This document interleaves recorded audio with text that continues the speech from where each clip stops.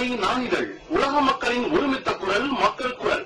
அரசியல், ஆன்மீகம், அறிவியல், கல்வி, மருத்துவம், பொருளாதாரம், சினிமா, விளையாட்டு உள்ளிட்ட உலக செய்திகளை ஒருங்கிணைந்து தரும் ஒரே மாலை நடுநிலை நாளிதழ் மக்கள் குரல். விலை ரூபாய் 3 மட்டுமே. உங்கள் செய்தி விளம்பரங்களை தந்து நீங்கள் பயன்பெறுங்கள். உடனுக்குடன் செய்திகளை தெரிந்து கொள்ள மக்கள் குரல் .net இணையதளத்தில் இணைந்திருங்கள். உலக மக்களின் ஒருமித்த குரல், மக்கள் குரல். மக்கள் குரல்.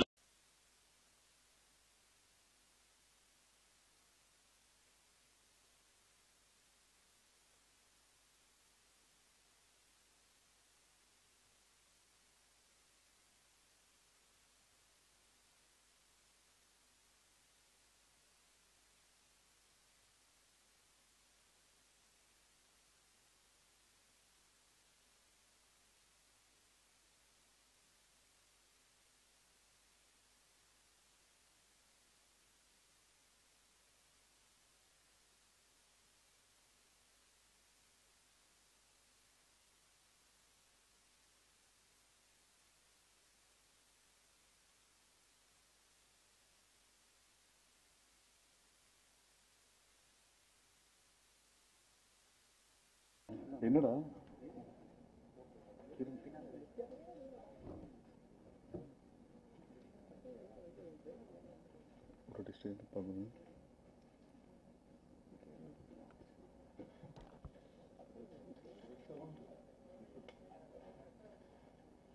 சத்யா உட்கார். சத்யா, அனைவருக்கும் வணக்கம். எனக்கு உண்மையிலேயே மேடையில் ஏரியெல்லாம் பேசி பழக்கமே கிடையாது. நான் அடிக்கடி அண்ணங்கிட்ட கூப்பிட்டு ரகசியமா கூட சொன்னேன், இந்த மாதிரி எல்லாம் கூப்பிட்டுறாதீங்கன்னு. இல்ல நான் பேசுறேன் சார், அப்படி இருந்தேன் சில பேசுறதுக்கு நிறைய விஷயம் வச்சிருந்தேன். அது அப்படியே சக்தி நான் பேசிட்டு போயிட்டாரு. அதனால எனக்கு எதோ பேசுறதுன்னு தெரியல.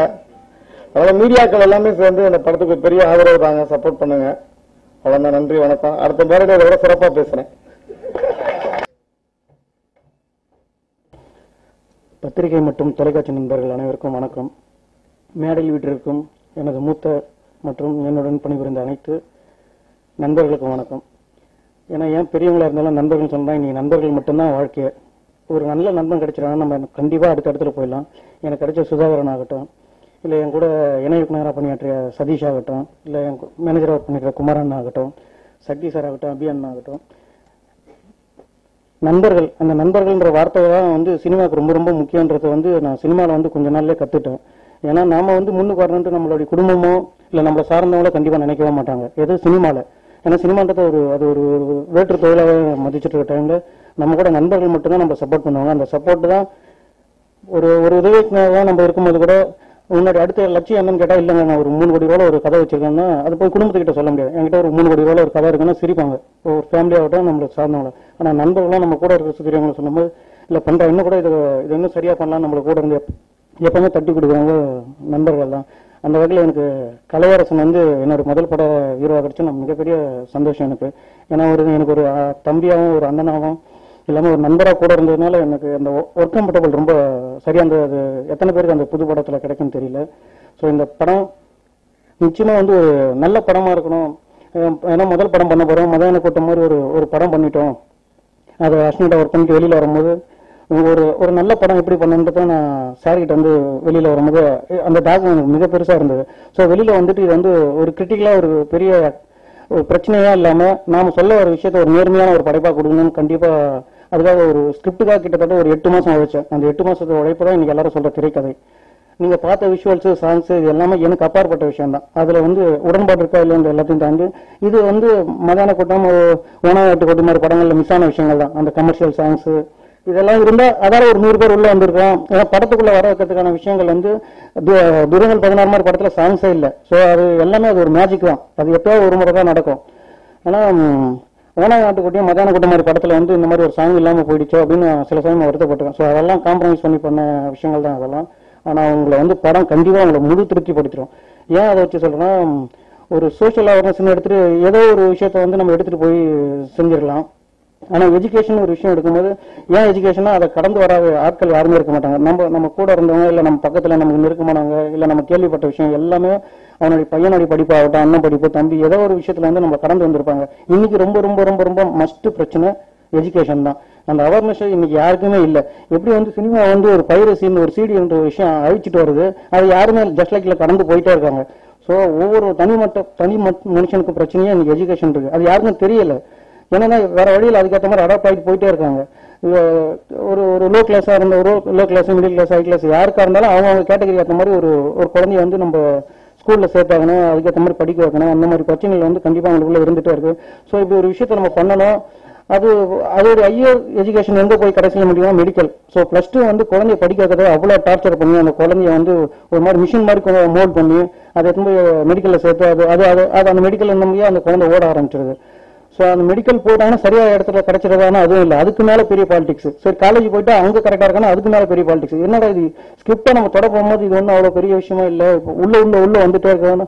இது எல்லாத்தையும் ஒட்டு மொத்தம் எப்படி ஒரே படமா பண்றது? அது பண்ணனா 8, 2, 3, 4 பெரிய நிறைய பாட்டு பண்ண வேண்டியதா இருக்கும். இதுக்கு எல்லாத்தையும் சேர்ந்து எப்படி ஒரு ஸ்கிரீன் பிளே பண்ணது வந்து யோசிச்சு முடிவு பண்ணி அவ்வளவு பண்ணுவோம். சரி இதை வந்து நம்ம கொஞ்சம் ராவா சொல்லாம ஒரு கமர்ஷியலா சில விஷயங்கள் வந்து சில கேரக்டர்கள் தர்மன், கௌதம் இந்த மாதிரி சில கேரக்டர்களை சேர்த்து பண்ணும்போது சுவாரஸ்யம் கூடன்னு தோணுச்சு. அதை எழுதி முடிச்சோம்னா இதுதான் நம்ம இது சரியா இருக்கும், இதை கரெக்டா பண்ணிட்டு முடிச்சிடும் அப்படின்னு சொல்லியிருந்தோம். அந்த இடத்துல வந்து ஒரு குடும்பத்துக்குள்ள நடக்கிற பிரச்சனை வந்து ரொம்ப வலியை ஏற்படுத்தணும் அப்படின்னா எனக்கு முதல் ஆப்ஷனா வந்து வேலை சார் சொன்னாரு. ஸ்கிரிப்ட் முடிச்சோன்னா இந்த கதைக்கு வந்து அப்பாவை இவர் தான் இருக்கணும், இல்ல இவர் வந்து நம்ம எல்லாமே வில்லனா தான் பார்த்துருக்காங்க, எப்படி சரியா இருக்கணும், இல்ல இவர் வந்து ஒரு அற்புதமான ஒரு அன்பான அப்பாவை காட்ட முடியும்னு நினைச்சு கூப்பிட்டு வந்தேன். அது ரொம்ப சரியாக பண்ணிருக்காரு. அந்த ஃபீல் கண்டிப்பா ஒர்க் அவுட் ஆகும். அந்த ஒர்க் அவுட் ஆகும் அந்த கனெக்ட் நம்ம எதை நினைச்சு நம்ம ஒரு ஃபீல் பண்ணி எடுக்கிறோமோ அது ஆடியன்ஸ் கரெக்டா கனெக்ட் ஆயிடுச்சுன்னா அந்த படம் கண்டிப்பா ஒரு சரியான இடத்துல போய் சேர்ந்துரும். அது மாதிரி நம்ம இந்த படத்துக்கு எதெல்லாம் கனெக்ட் ஆகும்னு நினைச்சு எடுத்துக்கணும் அதெல்லாம் உங்களுக்கு கண்டிப்பா ஆடியன்ஸா உங்களுக்கு கனெக்ட் ஆகும். நல்ல படங்களை எப்படி நீங்க இவ்வளவு தூரம் கொண்டு கொண்டாடுறீங்களா, கண்டிப்பா இந்த எய்தான் படத்தையும் கண்டிப்பா கொண்டாடுவீங்க. கண்டிப்பா அந்த நம்பிக்கை இருக்கு. கண்டிப்பா இதுக்கு சப்போர்ட் பண்ணுங்க. ரொம்ப முக்கியமான விஷயம் ப்ரொடியூசர் சுதாகர் சொல்லி ஆகணும், ரொம்ப நல்ல ஸ்கிரிப்ட். அப்புறம் படத்தை கண்டிப்பா நீங்க வந்து சப்போர்ட் பண்ணுங்க. வந்திருந்த அனைவருக்கும் நண்பர்களும் நன்றி. மறுபடியும் உறுதியாக சொல்லிக்கிறேன், என் நண்பன் சதீஷ் கோடைட்டரா இந்த படத்துக்கு வந்து வசனம் எழுதியிருக்கான். அவனுடைய உழைப்பு வந்து மிகப்பெரிய உழைப்பு. ஏன்னா எல்லாருக்கும் வந்து ஒரு படம் வந்தா அதுல வந்து அடுத்த கட்டத்துக்கு போறதுக்கான இடமா இருக்கும். ஆனா எந்த விதமான எதிர்பார்ப்புமே இல்லை. நான் அவனை கூட்டிட்டு வந்துட்டேன்றதுக்காக இன்னைக்கு வரைக்கும் எனக்காக உழைச்சிட்டு இருக்கான். அப்புறம் அழகிற கூட ரைட்டரா இருக்கும் நரசிம்மன், எல்லாருக்கும் உதவியெல்லாம் அவனோட கேரக்டர் யாரும் கூடவே இருக்க முடியாது. அதெல்லாம் தாண்டி படத்துக்காக அவ்வளவு உழைச்சிருக்காங்க. எல்லாருக்கும் நன்றி. தேங்க்யூ. எல்லாருக்கும் வணக்கம். நிறைய நேரம் எல்லாரும் பேசிட்டோம். ரொம்ப சந்தோஷம். எய்தவன் படம் வந்து எனக்கு ரொம்ப முக்கியமான ஒரு படம். ஏன்னா சக்தி அண்ணா வந்து எனக்கு மதவனை கூட்டம்லேயே தெரியும். மதவனை கூட்டம்ல சக்தி அண்ணா ஒர்க் பண்றதை நான் பார்த்திருக்கேன். ஸோ கண்டிப்பா ஒரு கதை சொல்லணும் என்கிட்ட மன்னார்குடியில ராஜாமந்திரன் நடிச்சிருப்போம்னு சொன்னாரு. ஸோ அப்போ கண்டிப்பா கதையே சொல்லாதீங்க நம்ம படம் பண்ணலாம் அப்படின்னு. ஸோ அவ்வளோ கான்ஃபிடன்ஸ். ஏன்னா ஒர்க் பண்ற ஸ்டைல் நான் பார்த்திருக்கேன். ஷூட்டிங்ல பாத்தீங்கன்னா என்ன ஷூட்டிங்ல எப்பவுமே விஷயம் நிறைய ப்ராப்ளம்ஸ் இருக்கும். எது இருந்தாலுமே தன்னோட வேலை என்னவோ அதை மட்டும் அவ்வளோ ப்ராப்பரா அவ்வளோ கரெக்டா செஞ்சுட்டு அவ்வளோ சின்சியரா இருப்பாரு. ஸோ அதுக்கான விஷயம் தான். ஸோ ரொம்ப நன்றி. படத்துல வேளாராமூர்த்தி சார் சொன்ன மாதிரி சார் நீங்க பேசின அளவு நான் ஒருத்தான்னு தெரியல, பட் ரொம்ப ரொம்ப நன்றி சார். ஏன்னா ஒரு சினிமாவோட வந்து யாருமே வந்து சரி பாக்குறாங்க, என்டர்டெயின்மெண்ட் என்ஜாய் பண்றாங்க, ஓகே. ஆனா சினிமாக்காரன் ஈஸியா திட்டிடுறாங்க, எல்லாம் பண்ணிடுறாங்க. சினிமாக்காரன்றது வந்து அது ஒரு துறை, அது ஒரு ஆர்ட். நாங்களும் வந்து சும்மா ஒரு புகழ் தேடியோ பணம் தேடியோ இல்லைன்னா வந்து ஒரு பப்ளிசிட்டி தேடிலாம் வரல. கண்டிப்பா எனக்கு சின்ன வயசுல பாத்தீங்கன்னா நடிக்கணுன்ற ஒரு ஆசை, ஒரு கனவு. ஸோ அந்த மாதிரி விஷயத்த தேடி தான் வரும். ஸோ அது வந்து நம்ம எல்லாரும் சிரிக்கணும், எல்லாரும் என்ஜாய் பண்ணணும், படத்தை வந்து ரசிக்கணும், மக்கள் வந்து லவ் பண்ணணும் அப்படின்றதுக்காக தான் நம்ம ஃபேமிலி எல்லாத்தையுமே சாக்ரிஃபைஸ் பண்ணி அந்த விஷயத்த பண்றோம். அது ஒரு 2 seconds விஷயத்துல எல்லாத்தையுமே காலி பண்ணிடுறாங்க. ஸோ வந்து அப்படியே நான் சொன்ன மாதிரி அது கண்டிப்பா நீங்க கொண்டு போய் இது ஒரு அவேர்னஸா நீங்க வந்து கொண்டு போய் சேர்க்கணும். கண்டிப்பா நம்ம அவங்க பண்றது தவறுன்றது. ஸோ ஏன்னா ஒரு படத்துல எடுத்துக்கிட்டீங்கன்னா ஒரு நட்சத்திரம் நடிச்சாருன்னா அவரோட லைஃப் இருக்குன்னு சொல்லலாம். அது மாதிரி பாத்தீங்கன்னா சுத்தி ஒரு 4 நடிகர்கள் இருப்பாங்க. அவங்க பாத்தீங்கன்னா அவங்க ஊதியம் எல்லாமே ரொம்ப குறைவா தான் இருக்கும். ஸோ ஒரு படம் ஓடினாதான் அவங்களுக்கு அடுத்த வாய்ப்பு, அடுத்த படம் எல்லாமே. ஸோ ஒரு படம் ப்ராப்பரா இப்போ ஏன்னா இப்போ நமக்குலாம் பாத்தீங்கன்னா இப்போ எங்களை மாதிரி படம் வரும்போது வேர்ட் ஆஃப் மவுத் தான் ஸ்ப்ரெட் ஆகுது. அதுக்குள்ள பாத்தீங்கன்னா அடுத்த வாரம் நல்லா இருக்குன்னு வரத்துக்குள்ள தியேட்டர்ல இருக்க மாட்டேன் ஒண்ணு, அப்படி இல்லைன்னா அது மாதிரி எல்லாரும் பாத்துறாங்க. ஸோ அதனால இந்த பைரசி எனக்கு தெரிஞ்சு இப்போ ஒரு பெரிய நம்பிக்கை வந்திருக்கு. இவங்க எடுத்திருக்க முயற்சியில கண்டிப்பா மாறிடும். ஸோ கண்டிப்பா தொடர்ந்து சப்போர்ட் பண்ணுங்க. எல்லா துறையும் மாதிரி சினிமாவும் ஒரு ஒரு ஆர்ட், ஒரு லவ் அப்படின்றது வந்து எல்லாரும் புரிஞ்சுக்கணும். ஸோ அது வந்து என்னோட தாழ்மையான வேண்டுகோள். அது மெயினா நீங்க இப்போ ஒரு மக்கள் வந்து கண்டிப்பா ஒத்துப்பாங்க. ஏன்னா நல்ல படங்களை ஆதரிக்கிறாங்க, இல்லைன்னு சொல்ல. அது மாரி நம்ம வந்து இந்த பைரசியை வந்து அவங்களே புரிஞ்சா மட்டும்தான் நிறுத்த முடியும். அதை வந்து அவங்களே நாங்க சொல்லி சொல்லி கண்டிப்பா அதை நிறுத்த முடியாது. அது வந்து அவங்களே தான் தவறுன்னு தெரிஞ்சாதான் நிறுத்த முடியும். ஸோ கண்டிப்பா நல்ல படங்களை ஆதரிங்க, நல்ல படங்களை பாருங்க, தியேட்டர்ல வந்து பாருங்க, கண்டிப்பா சப்போர்ட் பண்ணுங்க.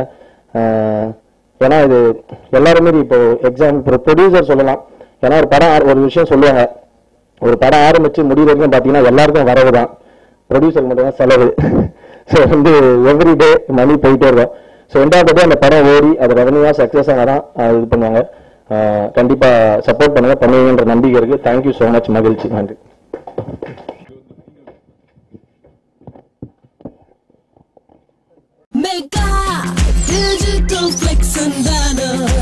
அரசியல், சினிமா, வர்த்தகம் எல்லாம் அழகாய் கொண்டு சேர்த்திட mega digital flex and banner. திருமண விளம்பரம், ஓடிங் போர்டுகள், உடனடி பேனர்கள் செய்திட mega digital flex and banner. Mega digital flex and banner, மவுண்டோ, அடையார், கோயம்பேடு மற்றும் திருவொற்றியூர். போன் 9440074666.